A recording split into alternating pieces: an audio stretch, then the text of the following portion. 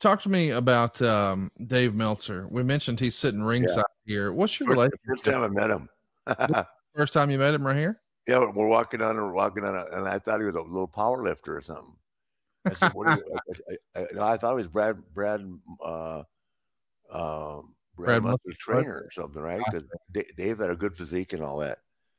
And he goes, "I'm Dave Meltzer," and I went, and the magazine guy. And he said, "Yeah." And he was also a very nice guy. That's the first time I'd gotten to know him. These chops here, man, legendary. Even today, all these years later, anytime anyone throws one in the business, the entire crowd goes woo. Do you think Yeah. that's probably your biggest legacy in wrestling? The woo on every chop. I mean, in any language, they're still doing it. I would have to think so. Yeah. Unfortunately, it certainly wasn't my dive off the top rope or my moonsaults. This match goes 23 minutes and change. Of course, you were legendary for being the 60-minute man when you were doing the territories. You did a lot of 60-minute draws. 23 minutes here on pay-per-view. Is that the right amount of time for this match? Do you wish you had more time? Yeah, I think they gave too much time in a couple of other matches. I wish we'd had about 30. You can see that we could have gone. The crowd actually got into it the longer we went. Yes. Because they could see it was a real war. And it was. He never backed up an inch. Never took a deep breath. You never see him struggling or me taking him over to catch his breath or vice versa. It is pretty crazy to look back at the match times on this. I think Sting and Butch Reed, you guys only got 5 more minutes than them. So certainly a few more minutes this way wouldn't have been. Well, they trust me. Butch could work. Was a really good worker, as was Steve. But I just think that the world title deserved more time. But that's neither here nor there. We made the best of it. We certainly could have gone longer. I mean, look at the front row. Everybody's on their feet right now. Yeah, Everybody's ready. They know they're witnessing something special here. I love the wide shot where you get to see the whole crowd standing up and getting ready. Yeah. I think here comes the bump, if I remember. Yeah, there we go. Down goes Tommy Young. Tommy Young was here for so many of these classic moments in your career. Yeah, unbelievable. Meltzer would say, there's not a lot that can be said about this, except that we went in for the weekend specifically because we expected the best match of the year, and it far exceeded our expectations. When Flair came out, he was 100% cheered and made probably the best ring entrance I've ever seen, complete with models and a trumpet player. I don't think this was acknowledged on TV, but the blonde lady who gave him the rose before the match is his real-life wife, Beth. Steamboat was cheered more than booed, although he wasn't cheered like Flair. In fact, there were sporadic chants early of Steamboat sucks, although by the end of the match, there were loud chants of Steamboat, Steamboat, as he was caught in the figure 4. Since he was losing the title, Flair was far more aggressive than usual. When Flair is at his peak, as he was here, there's nobody in the business even on his level. The chops both guys threw were incredible. I don't want to go overboard. There it is. There's the finish with the superlatives. Man, what a moment we just saw there. Yeah. It was actually a good finish, too. It worked out great. He says, even the wrestlers backstage were watching like marks from what I was told, and said several things like this is the best match of the past 10 years, or the best match in several years, or things to that effect. The finish saw Steamboat come off the top ropes with a cross body block. Flair put referee Tommy Young and Steamboat hit both with the move, and they had both pinned for several seconds. It's too bad Teddy Long didn't get out quicker and count the fall, because then Steamboat would have not only been world champion, but also a head referee. Teddy Long came in. Flair tried to pin Steamboat using the trunks, but no go. Then Flair goes for the figure 4. Steamboat cradles him in 1, 2, 3. Teddy Long raises Steamboat's hand, and then a groggy Tommy Young got up. That was this tense moment where everyone expected that dreaded Dusty finish. But Young raised Steamboat's hand, and Steamboat starts crying. Here comes the wife and son. It was amazing. 5 stars. What a moment. And we're going to hear Steamboat do a promo afterwards, but a 5-star affair. In those days, 5-star matches were really, really rare. We're hearing Jim Ross and Magnum try to recap what we've seen, but I think we're going to hear from an elated Ricky the Dragon Steamboat. We definitely want to track that audio, and then we're going to go through some more notes from Dave Meltzer, and we'll tell you what we're doing next week. But God dang, this was fun watching this whole match with you. No, it's great. Thank you.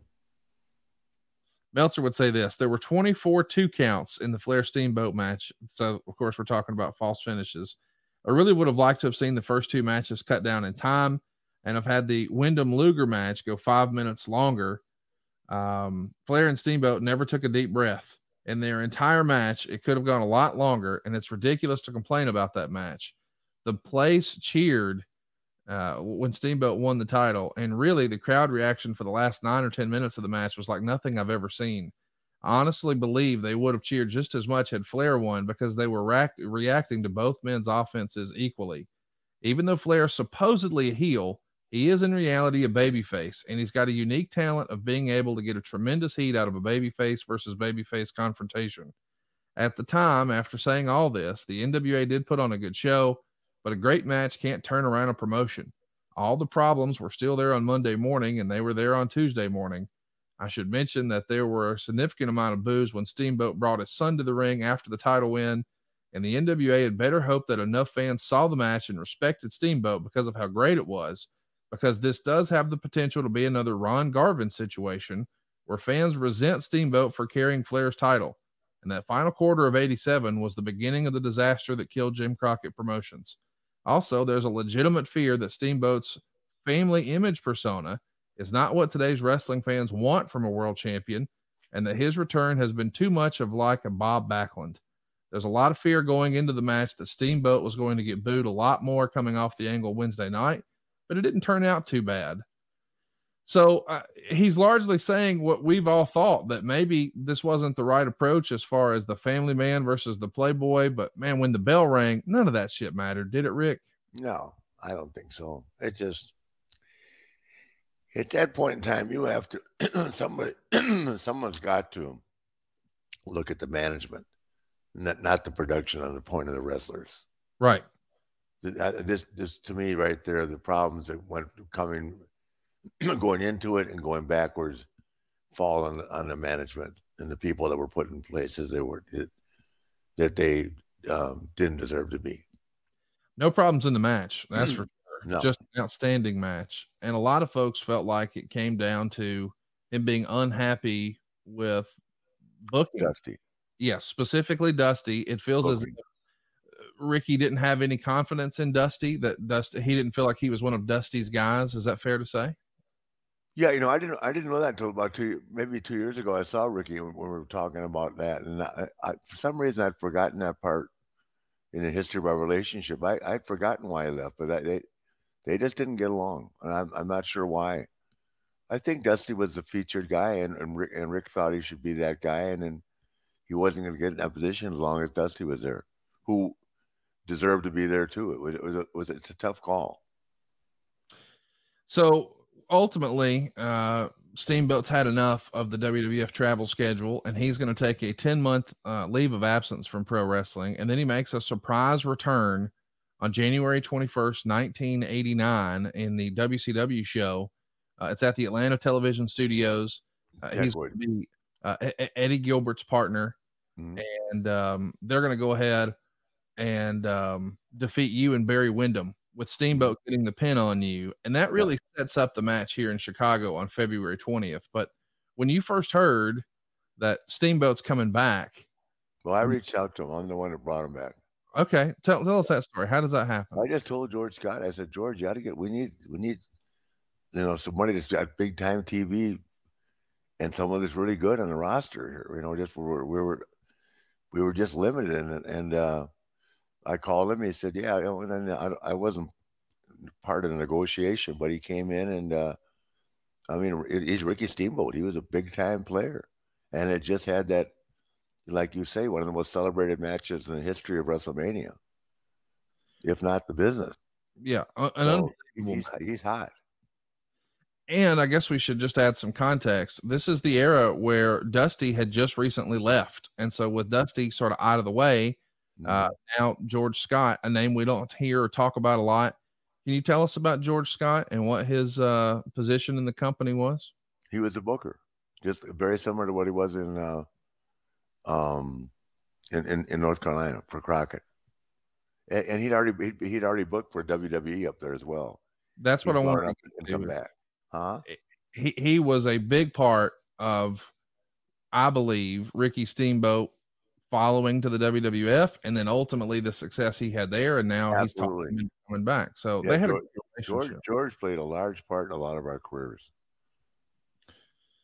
I don't know why we don't talk about that enough. Why do you think Mr. Scott's more of a forgotten name to history these days?